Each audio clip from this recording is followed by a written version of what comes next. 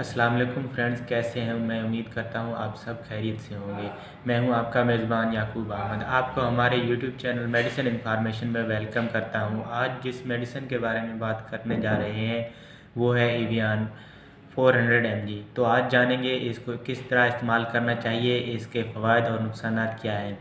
इसको खाने से पहले इस्तेमाल करना बेहतर रहेगा या बाद में।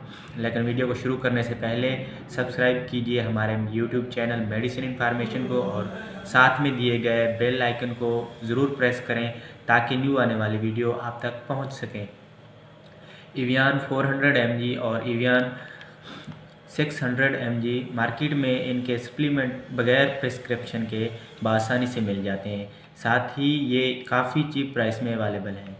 ये कैप्सूल बॉडी बिल्डिंग या ज़्यादातर जिम में रहने वाले लोगों के लिए बहुत ज़रूरी हैं, क्योंकि इसमें एंटीऑक्सीडेंट हैं जो मसल्स बिल्ड करने में काफ़ी हेल्पफुल होते हैं।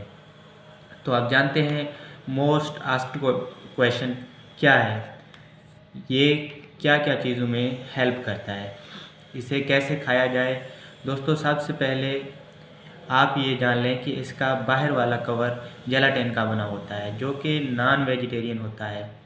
ये एक तरह का एंटीऑक्सीडेंट होता है जो कि बॉडी में बनने वाले सेल्स डैमेज प्रोसेस को स्लो डाउन कर देता है।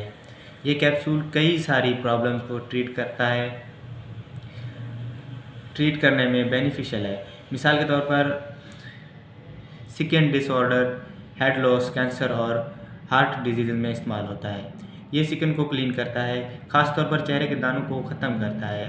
अब बात करते हैं इसकी डेली डोजेज के बारे में। तो फ्रेंड्स, हम अडल्ट, प्रेग्नेंट वुमेन और टीन एज में विटामिन ई की डेली रिक्वायरमेंट्स होती हैं ओनली 50 mg की। और जैसा कि आप सब जानते हैं, एवियन विटामिन ई की एक कैप्सूल 400 mg का होता है जो कि हमारी बॉडी की एक्चुअल डेली रिक्वायरमेंट्स के मुकाबले में 25% भी ज़्यादा है। विटामिन ई को अगर हम बिना डॉक्टर के मशवरे से लेते हैं तो हमारी बॉडी में विटामिन ई की मिकदार ज़्यादा होने से साइड इफ़ेक्ट्स हो सकते हैं, क्योंकि हम जितना हाई डोज लेंगे साइड इफ़ेक्ट्स उतने ही ज़्यादा होंगे। देखा गया है कि विटामिन ई की कैप्सूल को ज़्यादा लेने से दिमाग की नसों में प्रेशर आ जाता है, इंटरनल ब्लीडिंग या डेथ भी हो सकती है। जबकि इसके कॉमन साइड इफ़ेक्ट्स में diarrhoea, stomach pain, blood pressure या फिर वीकनेस आ सकती है। मैं सजेस्ट करूंगा कि आप इसे खाने से पहले प्लीज़ अपने डॉक्टर से मशवरा करके आपकी जिस्मानी हालत के हिसाब से इसकी डोजेज लें। इसका एक्सटर्नल यूज़ यानी कि स्किन के लिए इस्तेमाल करना चाहिए तो इसके इस्तेमाल पर एक अलग वीडियो बनाएंगे, इसमें सारा तरीक़ाकार बताया जाएगा। तो फ्रेंड्स, ये थी कुछ important information 400 mg vitamin E के रिलेटेड।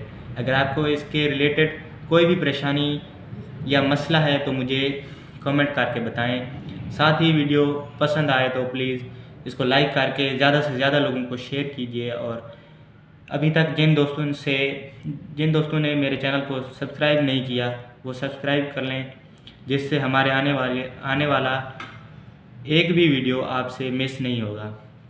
अपना और अपने प्यारों का ख्याल रखिएगा। अल्लाह हाफ़िज़।